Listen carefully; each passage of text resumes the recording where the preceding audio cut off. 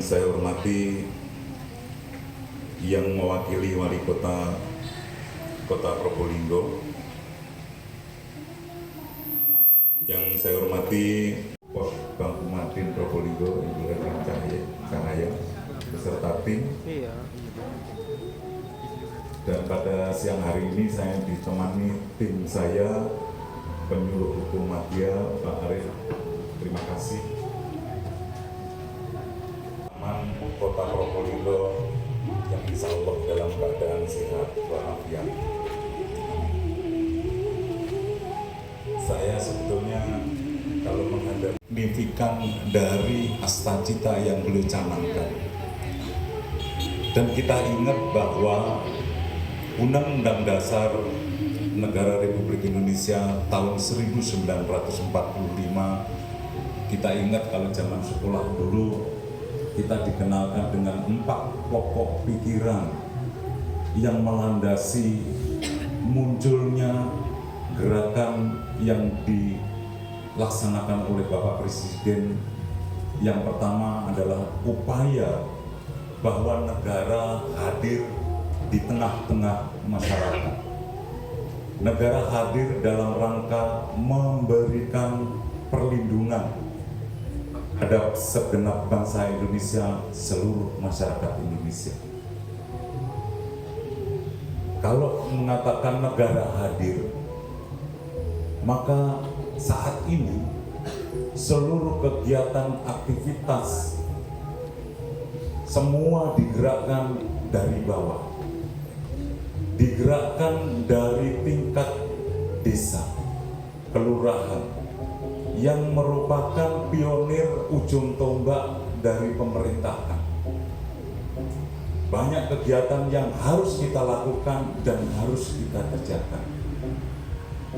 Kemarin kita baru saja sampai nggak tidur-tidur, bagaimana pemerintah berupaya untuk memberikan kesejahteraan kepada masyarakatnya melalui koperasi desa kelurahan Merah Putih. Dan alhamdulillah Probolinggo sangat luar biasa Pak, 100% selesai. Ini tentu tim saya yang membidangi pendampingan hukumnya sudah sangat luar biasa. Yang kedua, yang perlu saya sampaikan di sini adalah komitmen Presiden Republik Indonesia Bapak Prabowo. Beliau mengatakan bahwa hukum itu adalah jaminan keadilan. Beliau berkali-kali menyampaikan itu. Hukum adalah jaminan keadilan. Maka keadilan ini bukan hanya sebuah atau sekedar hak. Jadi keadilan yang dihadirkan itu bukan hanya sekedar hak, tetapi adalah tuntutan seluruh masyarakat untuk memperoleh keadilan. Untuk loncengnya ya seluruh Indonesia. Nanti saya ceritakan sejarahnya. Oke? Kenapa saya tidak berani menyampaikan bahwa kegiatan yang terkait dengan mahkamah kelurahan atau desa ini sejarahnya sudah lama dan panjang. Jadi kalau di daerah lain ada namanya Mahkamah Nagari. Kalau kita lihat di Padang, Sumatera Barat, yang tugas, fungsi dan pokoknya tidak jauh beda dengan Mahkamah Kelurahan yang ada di Kelurahan Sumber Taman. Di Sulawesi Tengah yang pertama di Indonesia, karena berbeda ikatan tusi yang harus diemban. Yang pertama yang ingin saya sampaikan adalah bahwa dalam rangka mewujudkan keadilan, dan ini merupakan tuntutan dari seluruh rakyat Indonesia, termasuk di dalamnya adalah warga Kelurahan Sumber Taman, maka pemerintah Kalau dalam istilah hukumnya adalah restoratif justice. Maka yang perlu diwaspadai adalah keberadaan mahkamah kelurahan atau desa ini adalah harus menjadi untuk memberikan. Monggo Bapak. Izin Pak, misi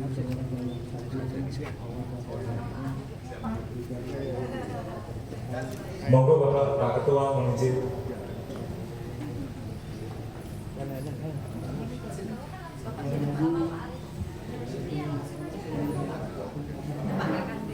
Siapa Pak?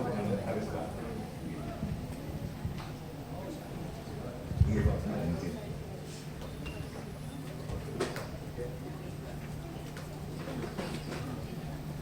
Saya lanjutkan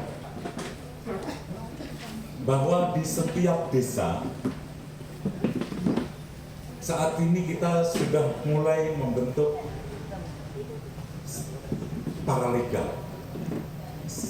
Diawali kemarin dengan proses pendidikan dan latihan, dan hasil pelatihan itu diharapkan sudah mampu melaksanakan tugas sebagai paralegal.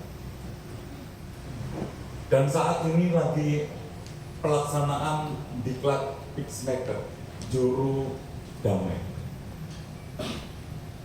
yang insya Allah dalam waktu dekat sudah mulai masuk pada tahap aktualisasi.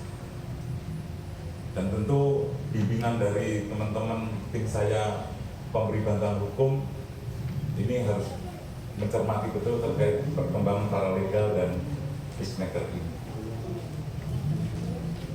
Bagaimana posisi mahkamah kelurahan? Mahkamah kelurahan harus menjadi bagian yang tidak terpisahkan dari paralegal dan peacemaker yang menjadi satu kesatuan dari pos bantuan hukum di tingkat kelurahan. Kalau di Mahkamah Nagari kita mengenal lembaga adat. Seluruh permasalahan yang ada di desa, baik permasalahan pidana, baik permasalahan perdata, dan juga non-litigasi, itu dikelola menjadi satu kesatuan. Semua terselesaikan di tingkat desa. Maka di dalam mahkamah kelurahan itu kami mohon izin Pak Ketua, Pak Ketua Umum untuk tidak melepaskan diri dari satu, bahwa di setiap desa itu ada babinsa. Di setiap desa juga ada dari kepolisian, apa namanya? Babin Kamtibmas, dan juga dari kejaksaan yang terkait dengan restoratif justice. Ini harus menjadi kesatuan. Bagaimana lembaga adat ini tetap berfungsi. Yang kedua, seluruh aparat penegak hukum juga terlibat di dalamnya.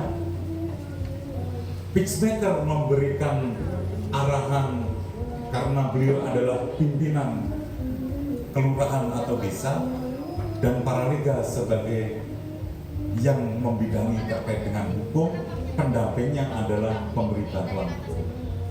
Termasuk di dalamnya adalah para advokat yang ada di wilayah setempat.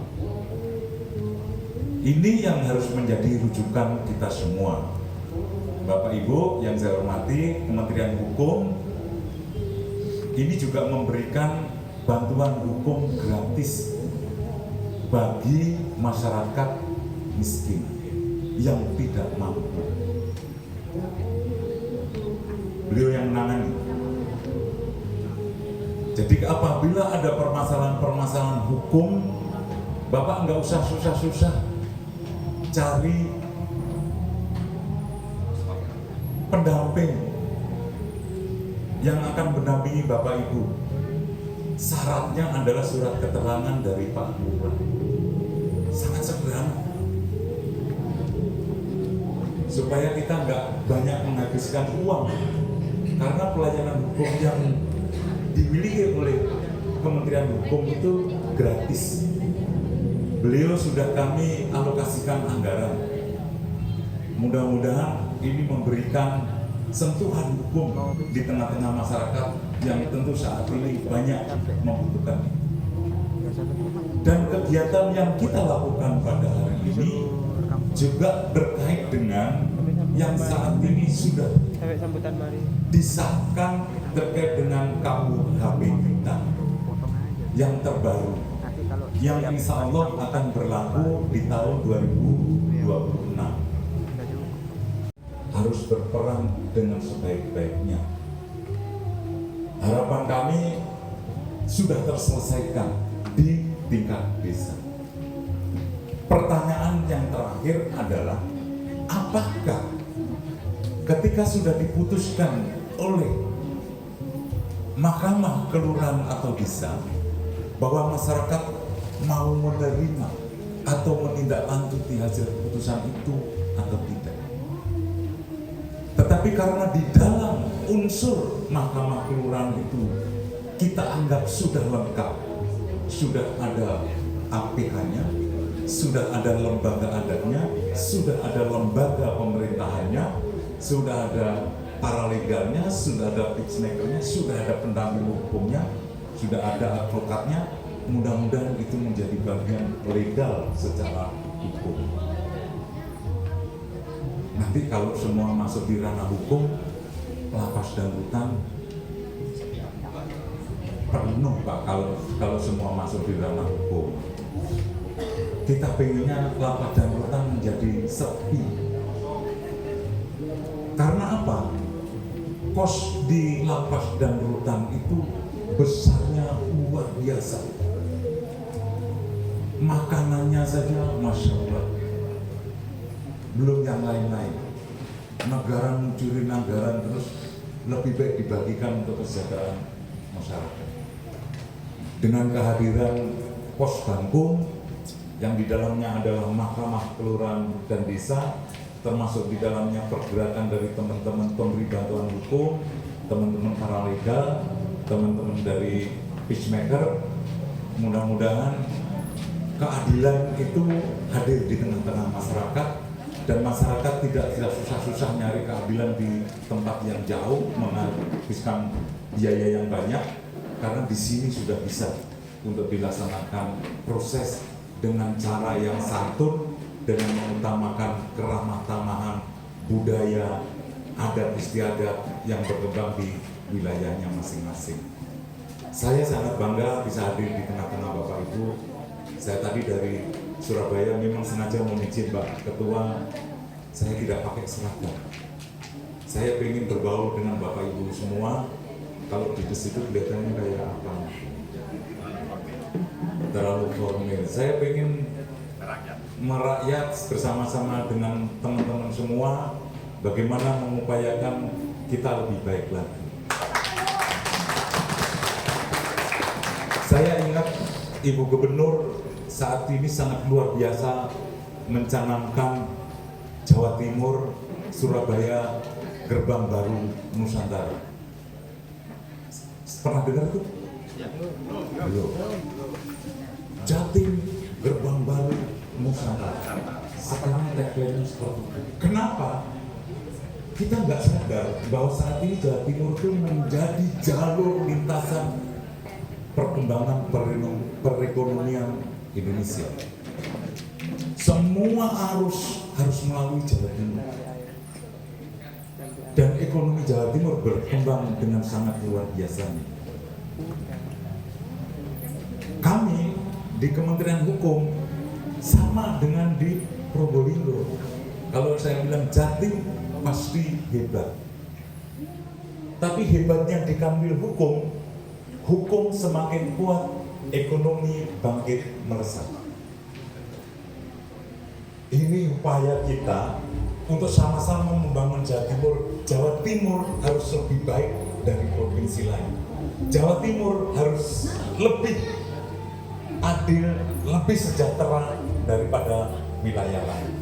Tetapi semua yang kita lakukan harus mendapat dukungan dari seluruh rakyat warga Jawa Timur. Bisa? Sanggup? Insya Allah. Kalau itu sanggup, saya juga orang Jawa Timur. Saya asli Tulungagung. Kebetulan saya mendapatkan amanah menjadi Kakanwil Hukum Jawa Timur. Saya selama ini berkeliling, pernah di Ambon, Kalimantan Timur, tahun 2018 masuk Jawa Timur jadi Kadif Administrasi Eselon 2B. Ditarik lagi di pusat Kepala Biro Aset, Kepala Biro BUMN, barang milik negara. Diperintahkan menjadi Kakanwil Lombok, NTB. Masuk lagi Kakanwil Manado, masuk lagi Kakanwil Sumatera Barat. Makanya saya mengenal betul terkait dengan Mahkamah Nagari.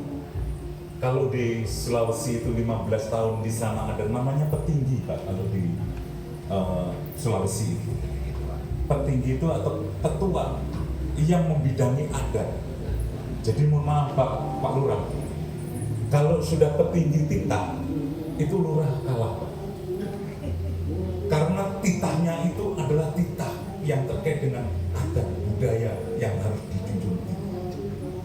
Maka ketika kemarin saya menghadiri Munas apa namanya, Dewan Kesenian Jawa Timur yang ingin mengembalikan marwah Jawa Timur melalui adat budaya, saya sangat salut, Pak. Kembalikan marwah budaya Jawa Timur pada tempatnya di hati kita semua. Bergabung dengan Mahkamah Desa ini pasti menghasilkan sesuatu yang luar biasa. Jaminan keadilan ada di sini.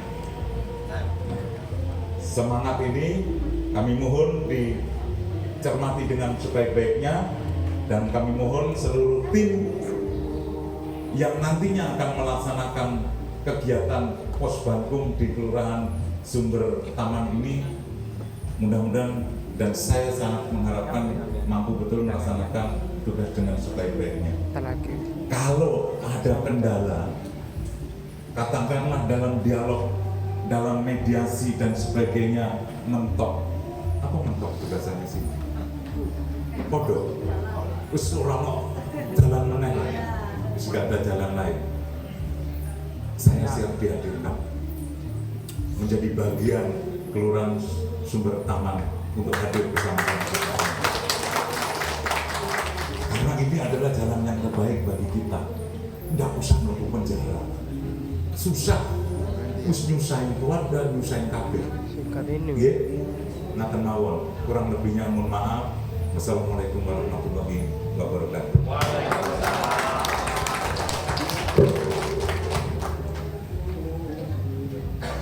Bapak Ibu dan sekalian yang kami hormati, selanjutnya kita silakan